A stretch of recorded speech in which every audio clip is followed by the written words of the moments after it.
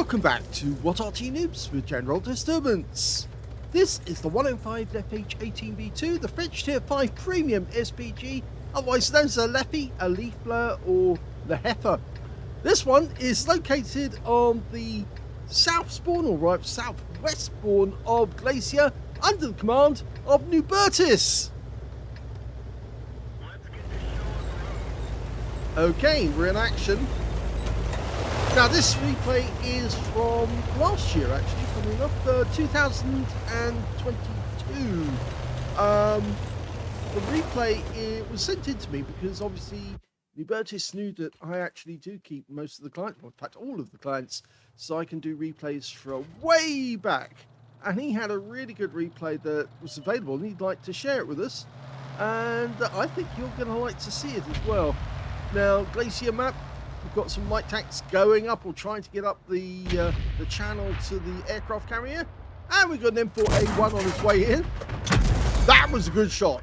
Do you see how he dialed in on the spot ahead of the target and just let the target walk into the spot? Fired just ahead of his going through the spot so that the shell met him as he went through. Perfect. That's how it's done. That's how you get really accurate hits. Well, he's blind firing there because he couldn't see where the M4A1 had gone, and he's now picking a new target. Okay, he went for a new target because he couldn't be sure that the M4A1 would reappear. He's now got a leopard, fires some round in at him, and he splashes him. Now these shells got about 2 meters splash radius. Oh dear, the leopard just took out our Skoda 24. That's 410 alpha and 53 newtons a pen, so it will get through most tier 4, tier 5 tanks. Might have trouble with some tier 6. He's landed in a tier 5 game, and he's just found the enemy Arty. He did fire snap there at the bishop, but I think he was afraid the bishop might pull back, and he did. So he's fired another round in at the same spot, but he's pulling away to find a new firing position himself. Now he's not under much threat from the bishop, but the other enemy Arty is an M41 HMC, and they do fire over the entire range of the battlefield. Gets an accurate hit on the Churchill one.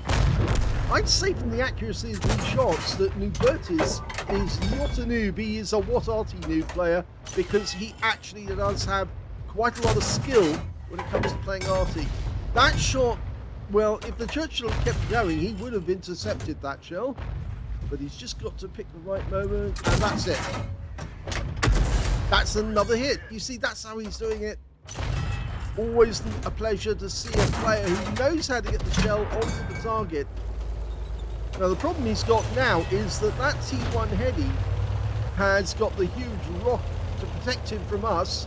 So he's going to have to find a new firing position if he wants to get at the guy as he gets closer, because as he gets closer, the distance between us shortens, the trajectory of the shell has to change, makes it more difficult to get an accurate hit. That one hit the tracks.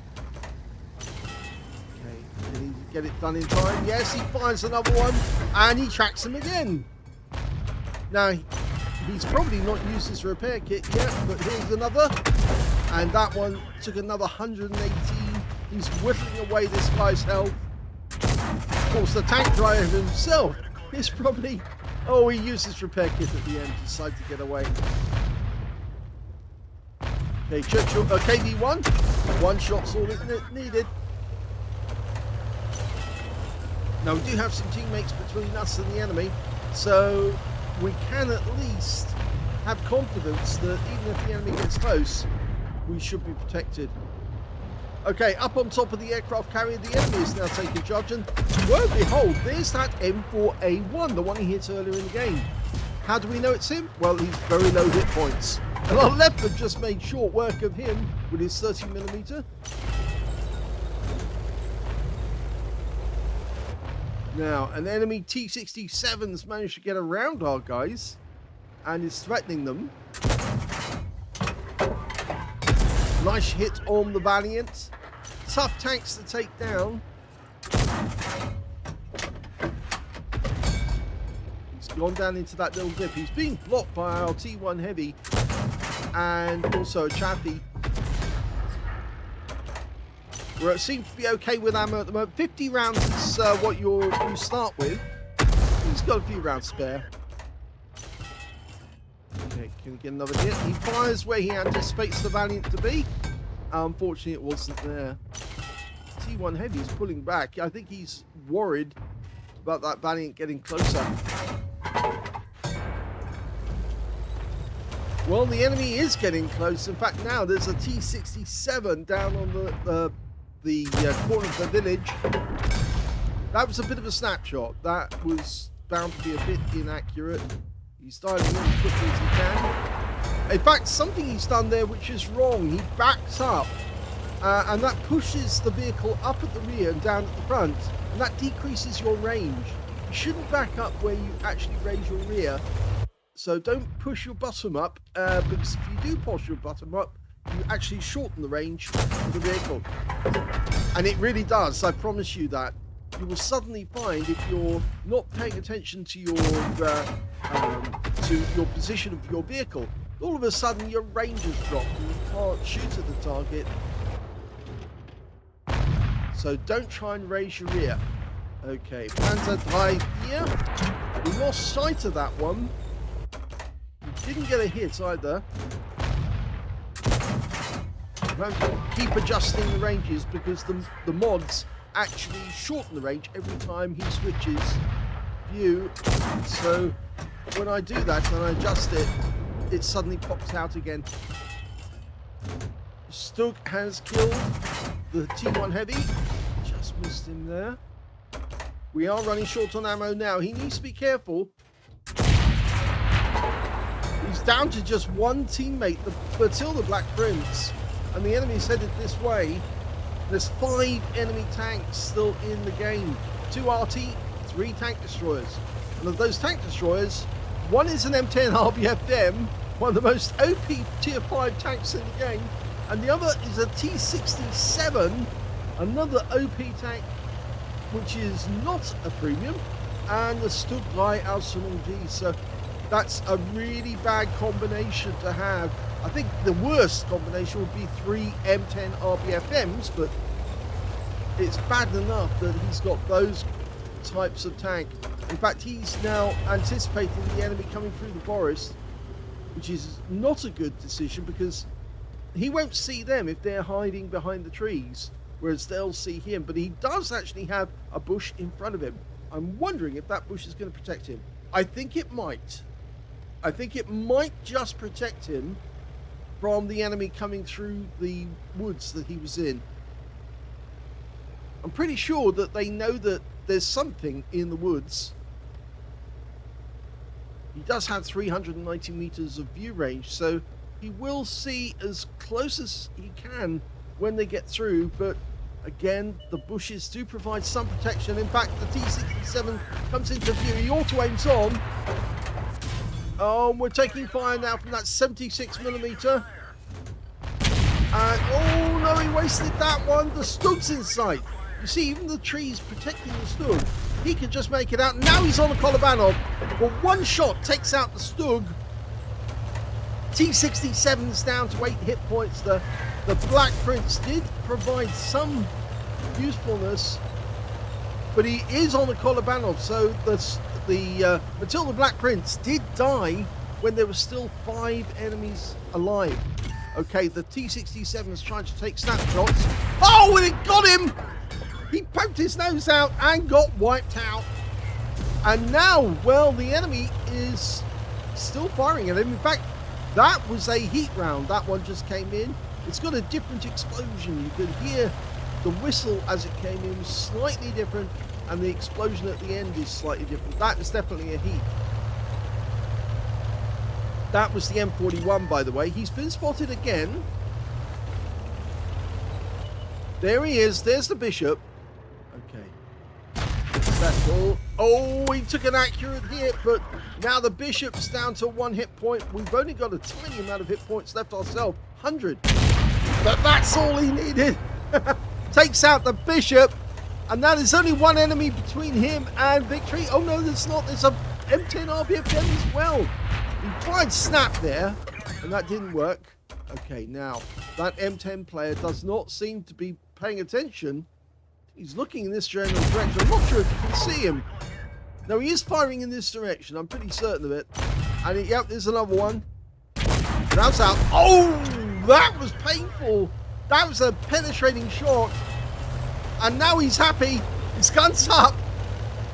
He's in a whisper from getting a collar ban off the hard way by fighting and killing all the enemy tanks. That's another HE round from the M41. That had a different explosion. It's not often you see a collar ban off from Arty. We've featured a few on our channel. You can actually see them. There's even a playlist of them, but most of them are from years ago. Some of those collar ban offs actually featured one tank left, and he did like a peepee. He did have to fight his way out, but the enemy came at him one by one, and as a result, he actually was able to take them out. You can see the Bishop actually got a shell through the gun shield. That's why he lost so many hit points, 124, but he didn't die in the process. And here's the M41. Oh, he gets him with a snap. Oh, I normally say don't snap, but that worked.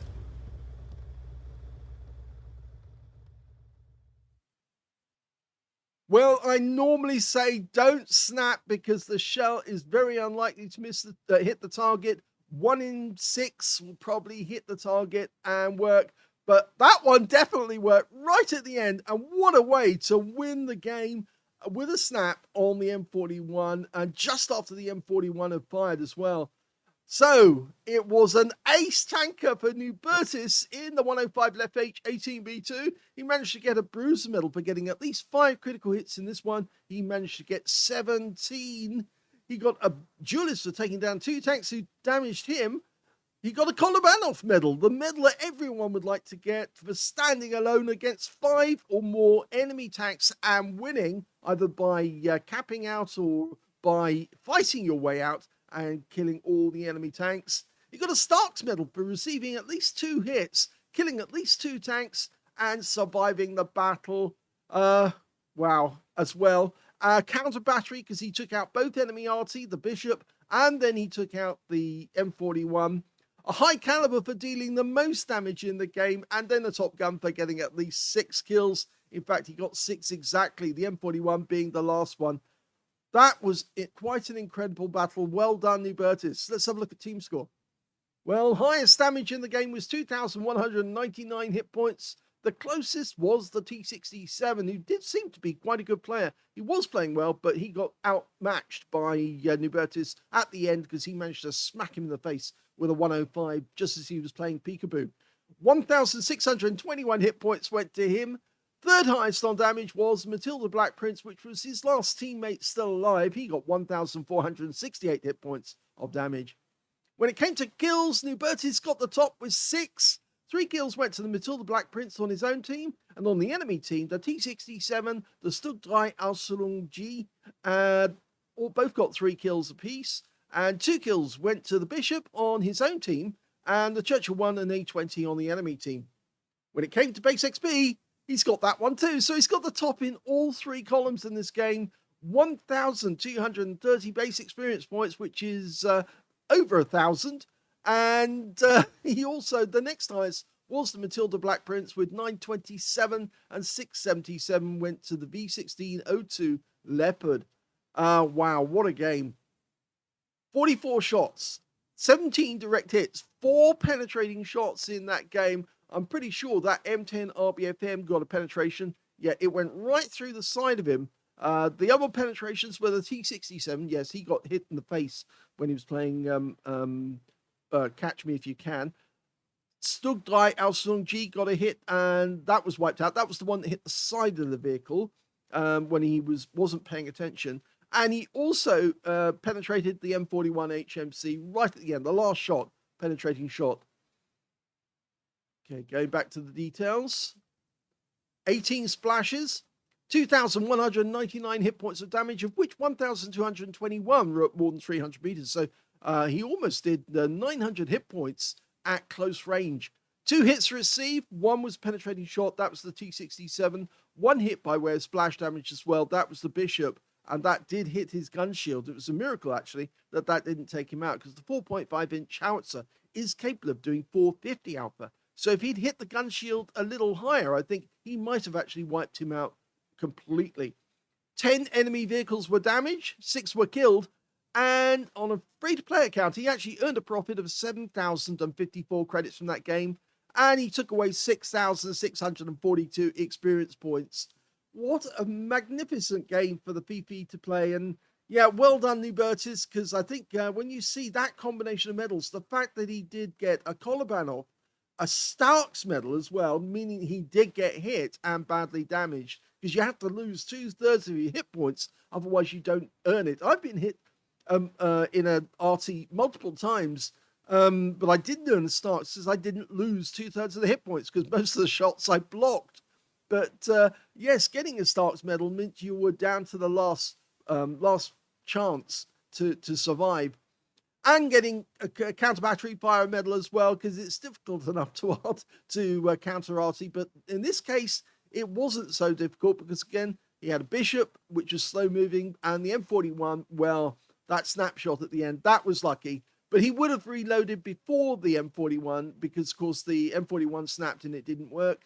And he snapped, and yes, it did. So great game there by Noobertis. Congratulations. I think most people will like to see that, because they could do the same if they've got your skill. And if you enjoyed that replay, please give it a like, do subscribe to our channel, and thank you for watching.